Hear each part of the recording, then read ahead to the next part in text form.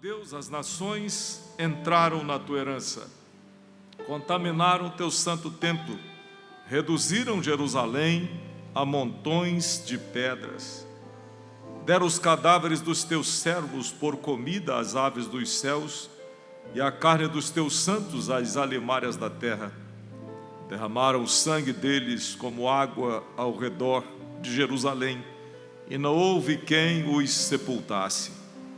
Estamos feitos o opróbrio dos nossos vizinhos, o escárnio, a zombaria dos que estão à roda de nós. Até quando, Senhor? Indignar-te-ás para sempre? Arderá o teu zelo como fogo? Derrama o teu furor sobre as nações que te não conhecem e sobre os reinos que não invocam o teu nome, porque devoraram a Jacó e assolaram suas moradas. Não te lembres das nossas iniquidades passadas. Apressa-te e antecipem-se as tuas misericórdias, pois estamos muito abatidos. Ajuda-nos, ó Deus, da nossa salvação, pela glória do teu nome, e livra-nos e perdoa os nossos pecados, por amor do teu nome. Porque diriam os gentios: onde está o seu Deus? Torne-se manifesta entre as nações à nossa vista a vingança do sangue derramado dos teus servos. Chega à tua presença o gemido dos presos, segundo a grandeza do teu braço, preserva aqueles que estão sentenciados à morte. E aos nossos vizinhos, deita-lhes no regaço setuplicadamente a sua injúria com que te injuriaram, Senhor. Assim nós, o teu povo e ovelhas do teu pasto, te louvaremos eternamente. De geração em geração cantaremos os teus louvores. Vamos falar juntos o versículo 13. Assim nós, teu povo e ovelhas de teu pasto, te louvaremos eternamente. De geração em geração cantaremos os teus louvores. Amém? Pode assentar no seu lugar. Meus irmãos, ao longo desse tempo, conforme já citei no início desta palavra, Deus tem nos dado a oportunidade de compartilhar com os irmãos, de compartilhar com vocês as Escrituras, principalmente, mormente, quanto aos Salmos de Asaf. E hoje chegamos ao Salmo 79, já se vão algumas mensagens, começadas há alguns meses atrás. No Salmo 79 há um contexto histórico de infortúnio, desgraças que acontecem sem avisar, problemas que vêm sem a gente esperar, coisas que a gente não tem o controle sobre elas. Elas podem acontecer, o dia mau pode vir, situações adversas podem chegar para qualquer um de nós. E a gente, quando pega o Salmo 79, eu preciso retroagir ao Salmo 77, em que, ao pregar aquela escritura, eu afirmei e trabalhamos a ideia de que Deus é aquele que socorre quem está abatido. Asaf recorda as vitórias dadas por Deus lá no passado, e o nosso Deus é um Deus que, ao longo do tempo, Ele tem dado vitórias ao seu povo. Quando chegamos no Salmo 78 da semana passada, o segundo maior texto da Bíblia, depois apenas do Salmo 119, são 72 versículos, e no Salmo 78 nós fomos instados a nos lembrar dos grandes feitos de Deus, um Deus que faz grandes coisas. E Asaf recorda a história da peregrinação no deserto, de como a boa mão de Deus conduziu o seu povo até que eles conquistassem a terra prometida.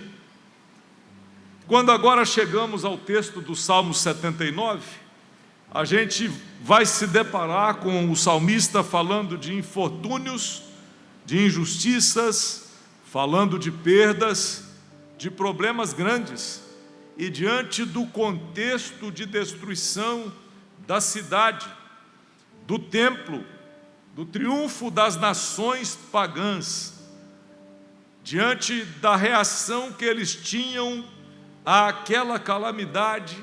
O tema que eu escolhi para que falemos nesta noite é clamando ao Senhor no dia mau. Repita comigo: clamando ao Senhor no dia mau. Pode ficar melhor, vamos falar de novo? Clamando ao Senhor no dia mau.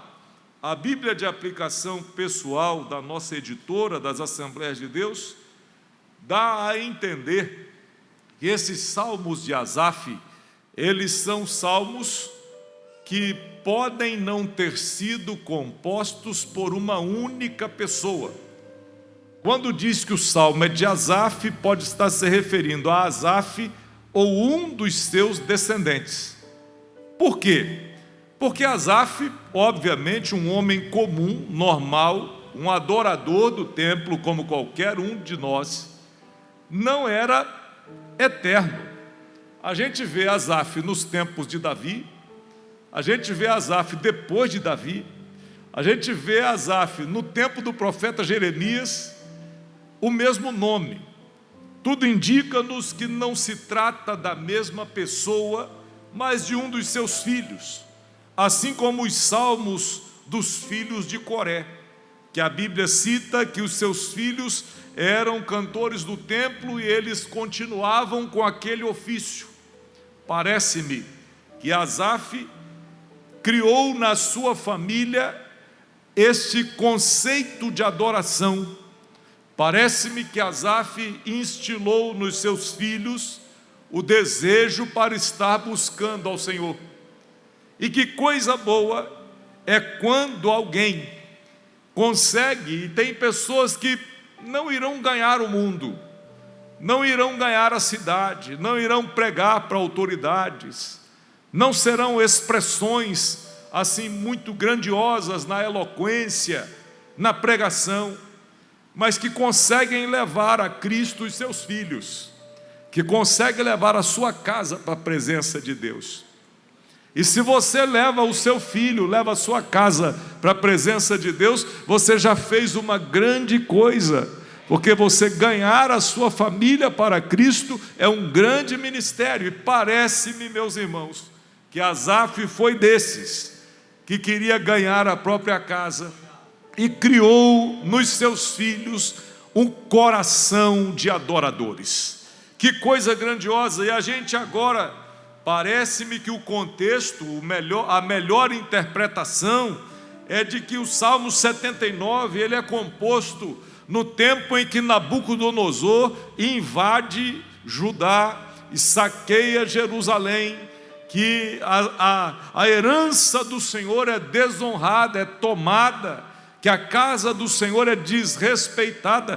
Parece-me que é nesse tempo que esse salmo é composto, e eu aprendo que nós podemos clamar a Deus mesmo diante dos nossos maiores problemas, mesmo diante das nossas maiores fraquezas, mesmo diante das maiores adversidades. Você tem alguém a quem você pode clamar. Então não se esqueça, clame a Deus no dia mau, porque no dia da angústia Ele, o Senhor, ouvirá o clamor do justo, ouvirá o clamor daquele que clama. Então não precisa economizar, você pode clamar, chamar por Ele, porque no dia da angústia, eis que o Senhor está com a sua mão estendida para salvar, curar, cuidar, levantar, para te dar a resposta que você precisa. Quantos podem dar glória a Deus?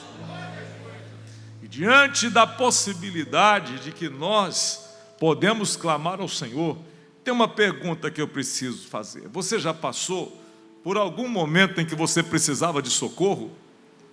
Já passou por situação adversa, difícil, que você precisou de socorro da parte de alguém, ou socorro que ninguém poderia te dar e só Deus poderia resolver? Nós passamos por essas situações na nossa vida, e nesse Salmo 79, o salmista começa dizendo: Deus, as nações entraram na tua herança, contaminaram o teu santo templo reduziram Jerusalém a montões de pedras, deram os cadáveres dos teus servos por comida às aves do céu, a carne dos teus santos às alimárias da terra. Derramaram o sangue deles como água ao redor de Jerusalém, e não houve quem os sepultasse. Estamos feitos o opróbrio dos nossos vizinhos, escárnio, zombaria dos que estão à nossa roda. Ele agora está lamentando. A figura nesse tópico 1 é de alguém que lamenta diante de uma adversidade. Mas neste tópico eu quero que você pense comigo. Lamente, não tem problema. Deus não se ofende com o lamento de ninguém. Deus não fica aborrecido quando alguém lamenta, e o salmista lamenta bastante a situação adversa que passa. Nós podemos sentir as dores e as calamidades. Nós não somos a prova de problemas. Nenhum de nós foi feito de aço, nenhum de nós foi feito de material ultra resistente. Nós somos barro. Nós podemos sentir as calamidades, e elas, quando vêm, podem vir de forma muito intensa. Podemos sentir angústias podem chegar. As nações vizinhas, nesse contexto, Amon, Moabe, Edom, eles ficaram zombando de Israel. Os amonitas, os moabitas e os edomitas, ao verem a grande destruição que eles estavam passando, o povo de Deus, eles começaram a zombar. Eles viraram escárnio para os seus inimigos. E que coisa terrível é quando algo difícil acontece e tem alguém que está ali zombando, instigando, criticando, fazendo a cruz ficar mais pesada. Eu não sei se você já passou por isso, eu sei bem como é.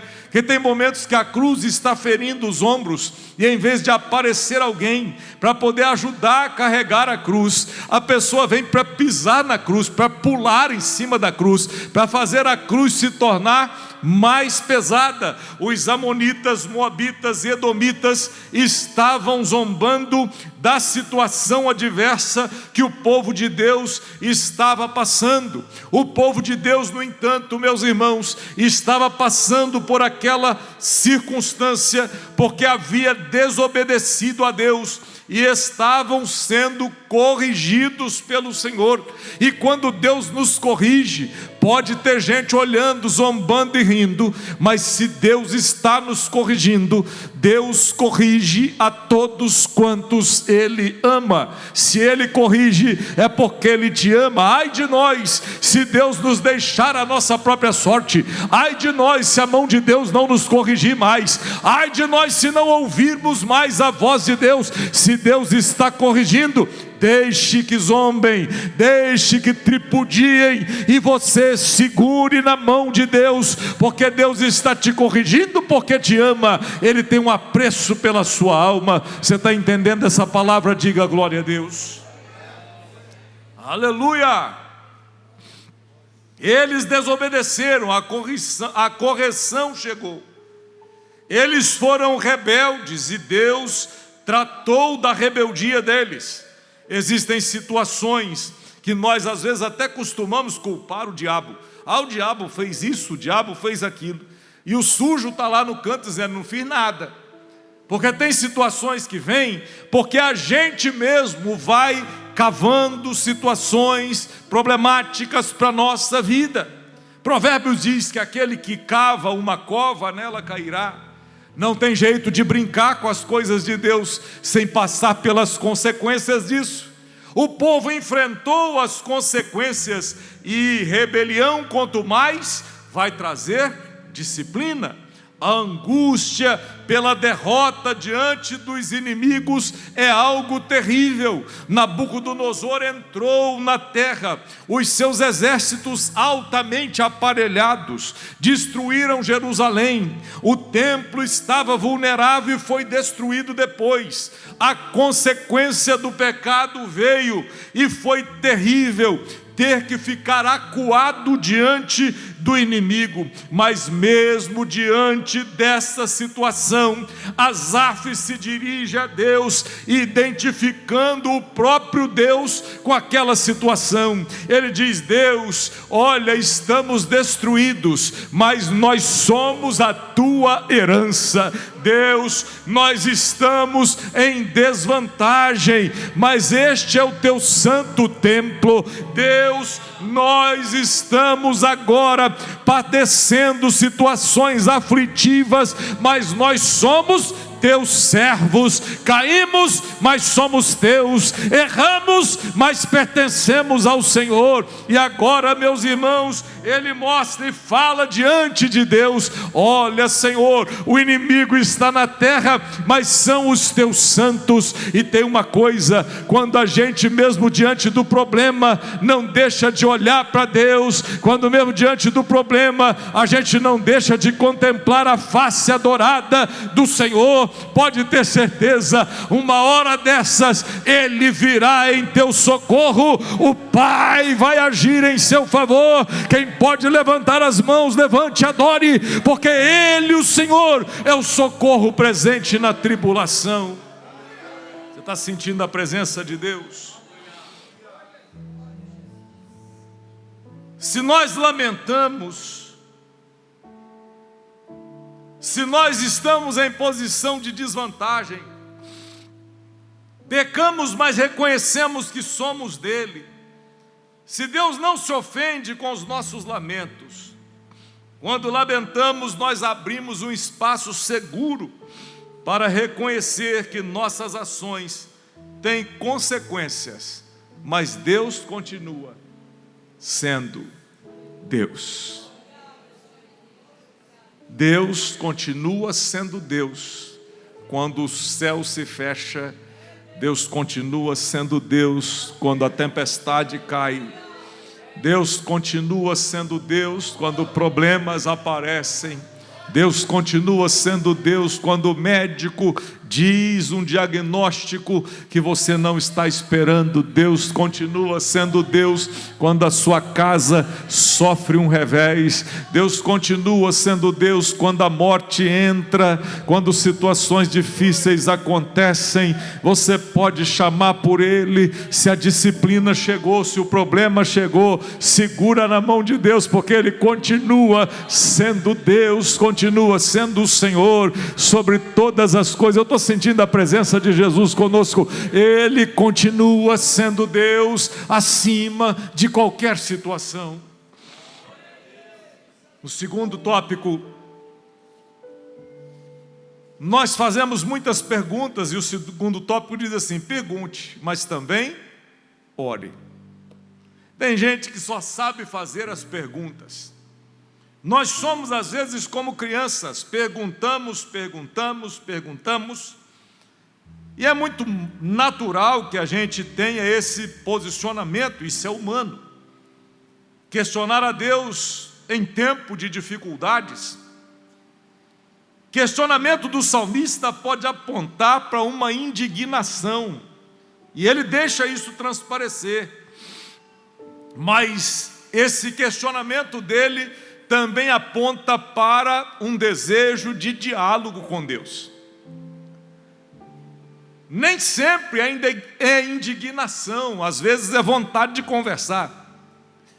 E o salmista mostra-nos isso.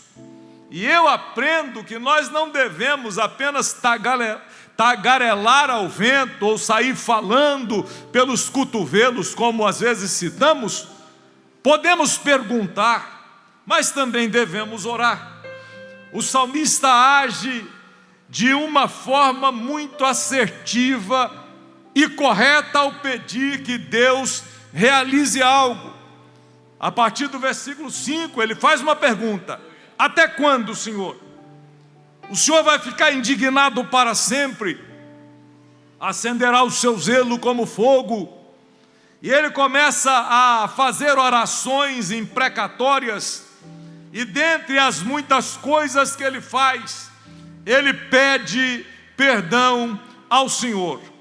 Lá no versículo 8 ele diz: não te lembres das nossas iniquidades. ele reconhece a sua condição de pecador. E ele não está falando só de si, ele fala de si e fala do seu povo.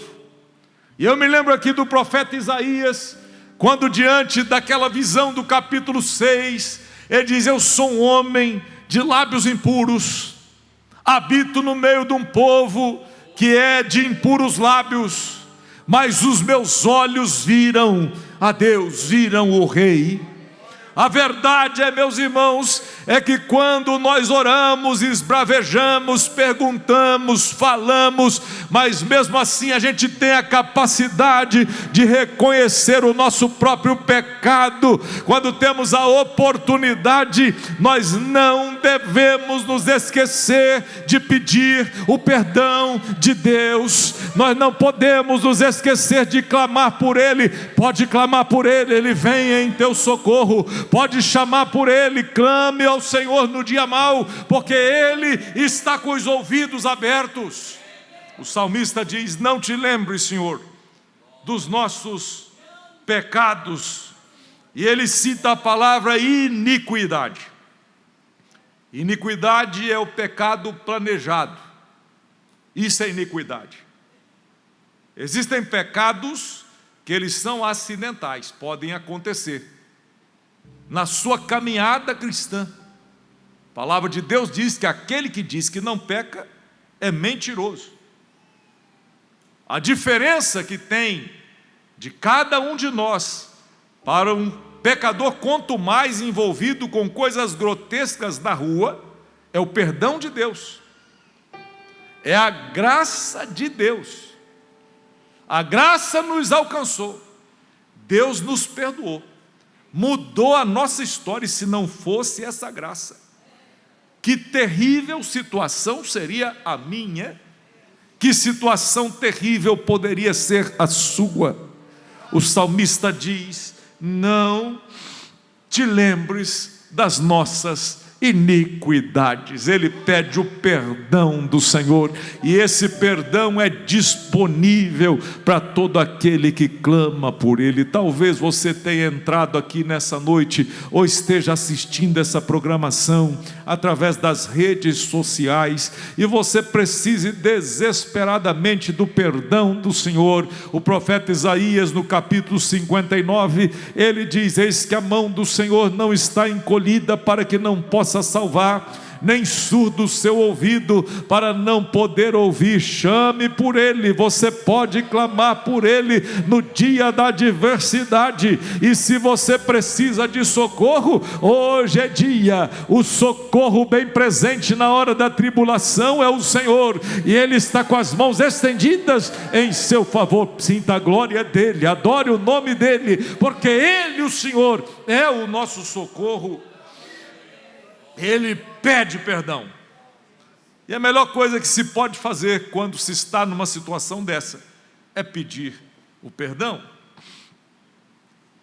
O perdão coloca em ordem não só a nossa vida. Presta bem atenção nisso. O perdão coloca em ordem não só a nossa vida, mas coloca em ordem também o nosso relacionamento com Deus. Quando clamamos por perdão e recebemos o perdão, isso coloca em ordem a nossa vida, mas isso coloca em ordem também o nosso relacionamento com Deus. E eu posso provar. O mesmo profeta Isaías que diz no capítulo 59, que a mão do Senhor não está encolhida, que os seus ouvidos não estão surdos, ele diz também que os nossos pecados fazem separação entre nós e o nosso Deus. O mesmo profeta Isaías também, em outro contexto, quando fala do perdão de Deus, o próprio Deus fala com o profeta, e está registrado, está escrito. Ele diz assim: dos vossos pecados eu não me lembrarei mais. Pecador perdoado é pecador de quem Deus esqueceu os pecados e está agora lançando todos eles no mar do esquecimento. Tem perdão de Deus para você nessa noite, tem perdão para sua casa nessa noite, tem perdão para sua vida nessa noite. Chame por Ele, porque há perdão de Deus para você. Perdão, eu repito, coloca em ordem não só a nossa vida, mas também o nosso relacionamento com Deus. O salmista pede a ajuda de Deus. Salmo 79, verso 9. E ele diz: ajuda-nos, ó Deus, da nossa salvação, pela glória do teu nome, e livra-nos e perdoa os nossos pecados por amor do teu nome. Olha o que ele faz, ele pede a ajuda de Deus, mas ele não pede a ajuda de Deus dizendo assim: tem misericórdia de mim, que coitadinho de mim, que dó de mim, tenha misericórdia do fulano, porque fulano é bonzinho, porque fulano é uma bênção, ajuda o fulano, porque fulano congrega, dizima, é um crente, canta bem. Não é nada disso. Ele pede assim: ajuda-nos, ó Deus da nossa salvação, por amor do teu nome. Não é por nossa causa, é por causa dele. Não é porque merecemos, é porque ele é bom. Não é porque a gente vai ganhar algum favor além daquilo que o próprio Deus é. Imerecidamente você não pode adquirir nada de Deus por sua própria força. É a graça dele, é por causa dele. Ele não te ajuda porque você fez ou faz ou deixou de ser ou de fazer. Ele ajuda por causa dele. Tudo é para a glória dele, porque dele, por ele e para ele são todas as coisas. Quem pode levantar as mãos e adorá-lo? Nossas súplicas devem ser centradas no caráter de Deus e não em nós mesmos. Quando Deus faz alguma coisa por nós, não faz porque você tem os olhos bonitos, não faz por causa da cor da sua pele. Quando Deus faz alguma coisa por nós, por mim ou por você, não faz por causa da conta que você possa ter, não faz por causa do poder que você possa ter concentrado nas suas mãos. Quando Deus faz alguma coisa, Ele faz desde que seja para a glória dEle. É por causa dEle, é por Ele, somente por Ele. Você está entendendo isso? Pode adorar ao Senhor, é por causa dEle. Quando nós perguntamos, mas também oramos, quando nós somos questionadores, mas entendemos e caminhamos pela estrada do conserto, do acerto diante de Deus, e entendemos nossa pecaminosidade, e isso o salmista fez, pedindo o perdão. Ele clama pelo Deus da sua salvação, por causa da glória dele. Ele pede perdão por causa do amor do próprio nome de Deus. Quando fazemos isso, nós já estamos prontos para ir para a próxima etapa. Suplique, mas continue adorando. Não seja só o pidão da igreja, não seja só a pessoa que pede. Orações imprecatórias eram comuns naquele tempo. Por exemplo, tem trechos que o salmista diz assim: felizes são aqueles que pegarem com os teus filhos e derem com eles nas pedras. Pega o filho de alguém e joga numa pedra. Orações desse tipo, mostrando a indignação diante do opróbrio, mostrando a indignação diante do problema. E aqui no Salmo 79 a gente encontra, ele diz: derrama o teu furor sobre as nações, sobre os reinos que não invocam o teu nome, porque devoraram Jacó, assolaram as tuas moradas. E ele faz algumas imprecações contra eles, mostrando a indignação do seu coração. Estar indignado é normal. Suplique, ore, pode se indignar às vezes, mas não deixe de adorar. Indignação vai passar. Orações que são fruto da efervescência da nossa mente inquieta podem acontecer, mas Deus quer trazer-nos de volta para o eixo. Mostram muitas vezes muito do sentimento humano circunstancial pelo qual nós estamos passando, e isso era normal, mas o nosso modelo para essa noite é Jesus, que sendo oprimido não abriu a boca, que sofrendo não devolveu a afronta, que sofreu a morte de cruz, e foi obediente até o final. O exemplo é Jesus. Jesus aponta-nos um caminho mais excelente. O que Jesus nos ensina? Orem pelos vossos inimigos. Pode ser, às vezes, pastores, que não vou falar a vocês, talvez eu, né? Porque eu sou o mais indigno, talvez, que a vontade seja torcer o pescoço, mas Jesus manda, ore. Talvez que a vontade seja jogar o carro em cima, Jesus fala assim, dá carona, leva em casa, serve bem, porque o caminho de Jesus é mais excelente, não é o que nós queremos.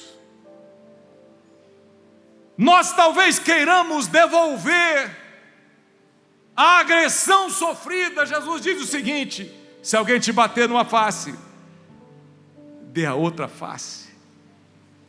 Ah, pastor, mas eu já ajudei, olha, eu carreguei no colo e tal, recebi isso aqui. Verdade, essas coisas acontecem. E se precisar, carregue de novo. E se precisar, faça como Jesus de novo. Porque ser cristão é exatamente isso, é ser parecido com Jesus. Você está sentindo a presença dele aqui? Jesus nos aponta um caminho mais excelente. O salmista está diante de uma situação confusa. Em Mateus 7,12, Jesus diz assim: a gente deve fazer ao outro aquilo que a gente quer que alguém faça por nós.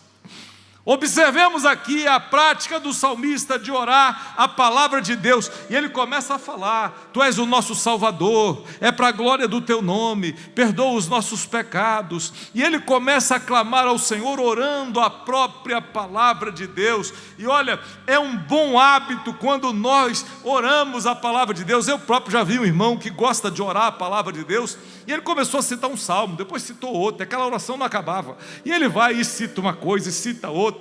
Deus, o Senhor já disse isso, aí diz tudo que Deus já disse, daqui a pouco ele diz de novo. Eu achei impressionante. Eu não tenho essa condição de ficar jogando tudo que Deus já falou, mas aquilo que me lembro, não é errado você orar a palavra de Deus, e deve fazê-lo.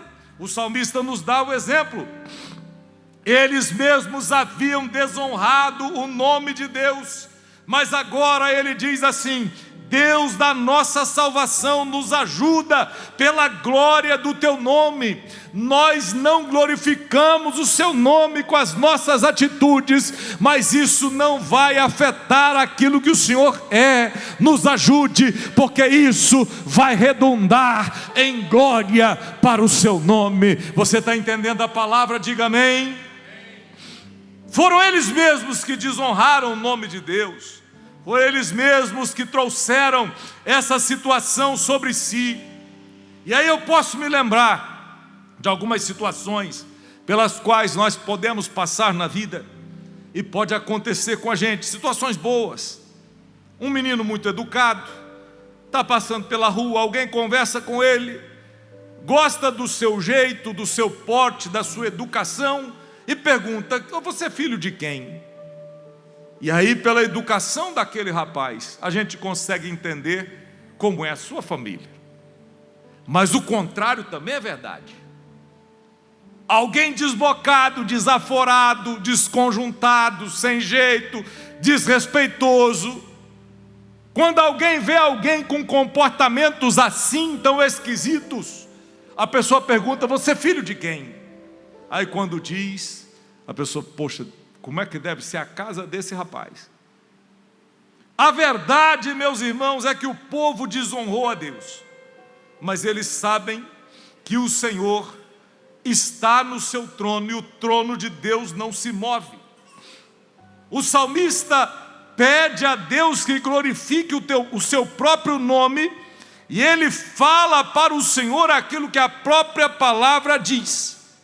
E ele diz assim: por que diriam os gentios, onde está o seu Deus? E quando eu estava estudando essa mensagem, eu me lembrei da gente cantando na igreja: Deus forte como Jeová, não há outro que eu conheça.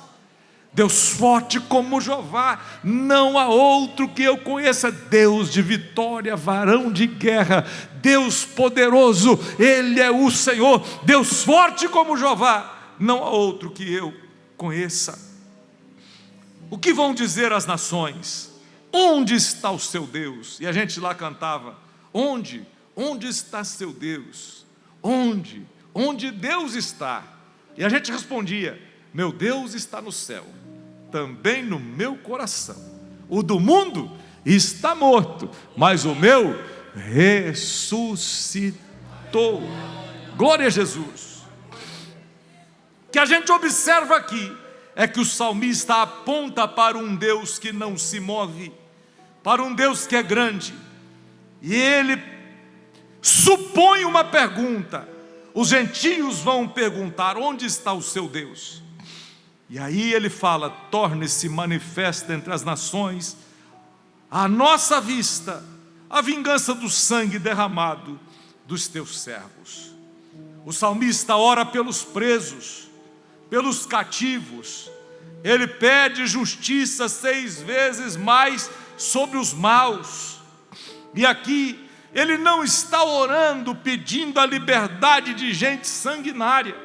Ele está orando pelo próprio povo que está preso no cativeiro. Ele está orando pelo próprio povo de Deus. Um dia uma pessoa alinhada ideologicamente a um sistema doutrinal partidário disse: não, porque no Salmo o salmista manda orar pelos presos, vírgula. Quais presos?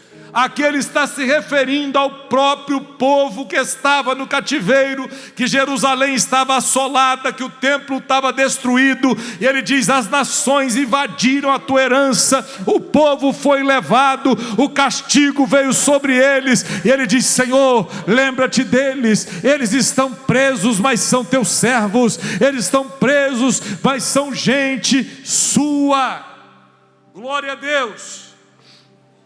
E nesse contexto eu me lembro de Jesus. Jesus veio para libertar os cativos. O crente injustiçado que precisa de socorro pode ser alvo da mão do Senhor lhe ajudando. O ímpio perdido que precisa de libertação também pode encontrar o socorro que só Deus pode dar.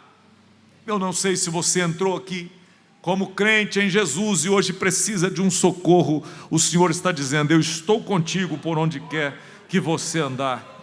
Ou se você ainda não tomou uma decisão e seu coração ainda não pertence a Jesus e você precisa tomar uma decisão porque você está perdido e morto nos seus delitos e pecados, você também pode chamar por Ele, porque no dia da adversidade, no dia mau, Ele pode socorrer você. O salmista diz assim: nós, o teu povo, ovelhas do teu pasto, último versículo, te louvaremos eternamente, de geração em geração cantaremos os teus louvores. Perguntas não respondidas, perdas, abatimento, não podem roubar a nossa esperança. Embora esse salmo trate de períodos de aflição e de problema, ele também nos dá uma transição para a esperança. No final, diante de todo o contexto, o salmista diz: nós, o teu povo, ovelhas do teu pasto, te louvaremos eternamente, de geração em geração cantaremos os teus louvores. E você pode estar perguntando: mas e o que isso tem a ver comigo?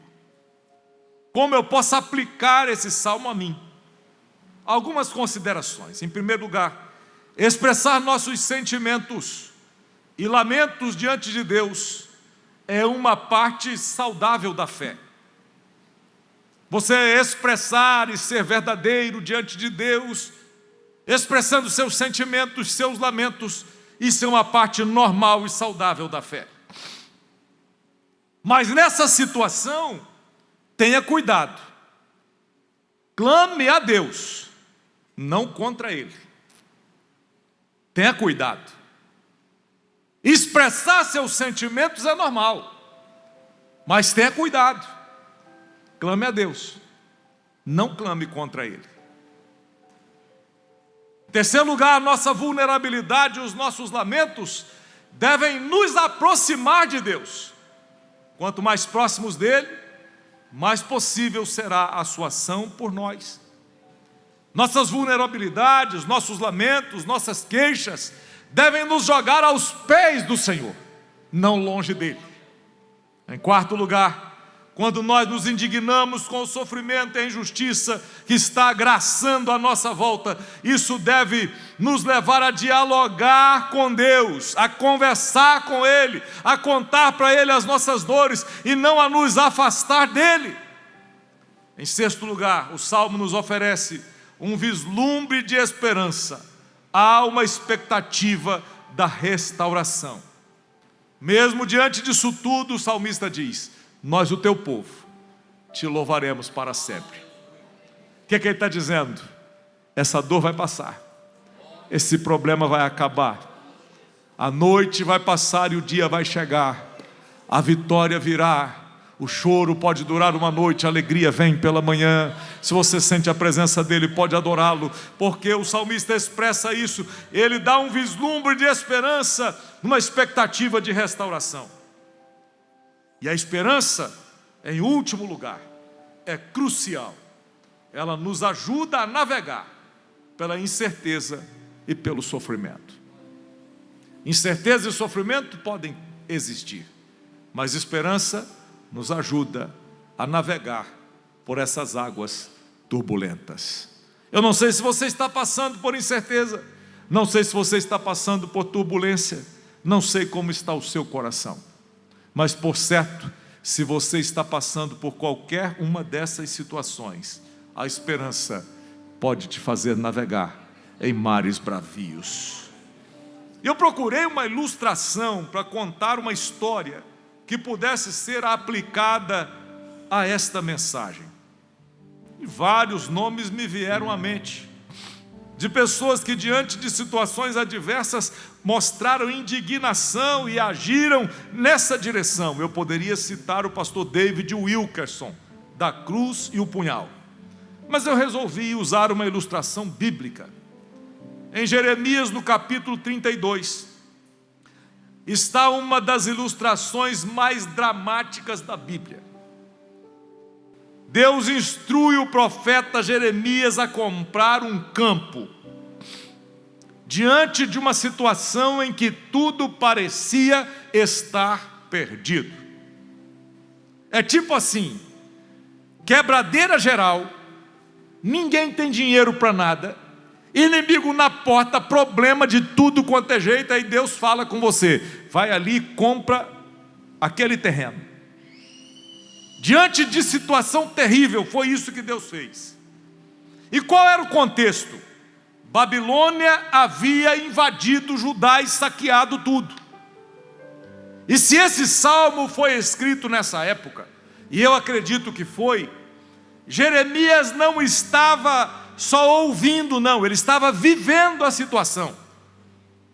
Ele estava vivendo, parece-me que dá para escutar o salmista dizendo: ó Deus, as nações invadiram a tua herança. E Jeremias vivendo isso, vendo as nações entrando, tomando tudo, destruindo tudo. É como se você chegasse em casa e de repente tudo estivesse arrombado e alguém tivesse levado tudo que você tem. Jeremias está vivendo isso e Deus lhe manda comprar um campo.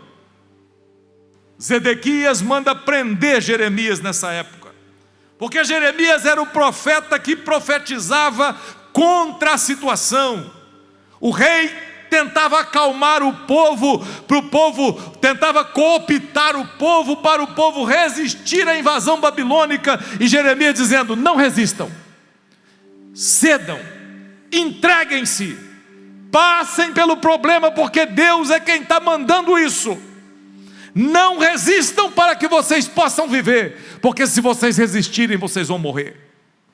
E existem pessoas que ficam lutando contra aquilo que Deus está mandando e acabam morrendo na situação, lutando contra aquilo que não deveriam lutar.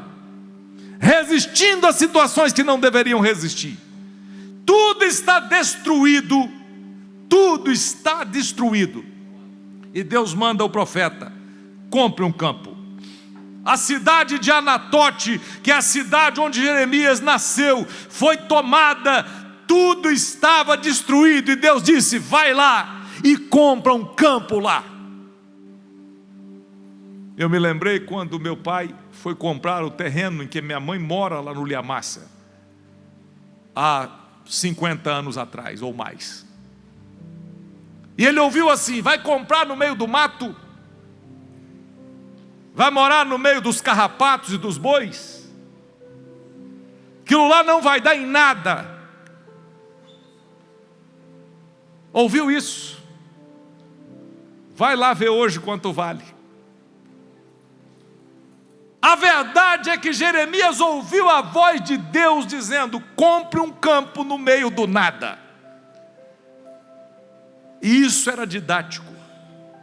O profeta obedeceu, comprou, lavrou a escritura. A destruição estava à sua volta, mas com isso ele estava dizendo, isso está escrito lá no capítulo 32.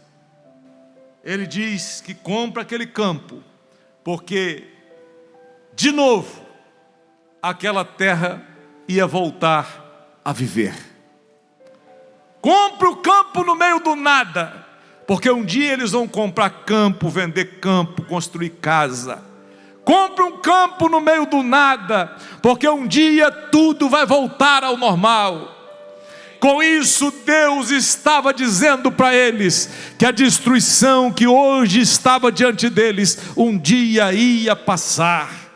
E em nome de Jesus, aquilo que você vive agora, um dia também vai passar. Levante a cabeça, compre um campo, edifique, faça o que tem que ser feito, porque um dia essa destruição passará. Tem coisa que você está chorando agora, mas lá na frente você vai dar pulo de alegria. Tem coisa que a casa caiu, o mundo está acabando, e você diz: ah, minha vida acabou, agora não tem mais sentido. Espera, compre um campo, edifique, porque um dia a maldição vai passar e há esperança. E o Senhor diz para o seu povo: eu tenho para vocês um futuro e uma esperança. Nós, o teu povo, vamos louvar o teu nome para sempre. Sabe a destruição? Vai passar. Sabe o problema que você chora por ele hoje? Vai passar. Sabe a desgraça que se abateu na tua casa? Deus vai transformar em bênção,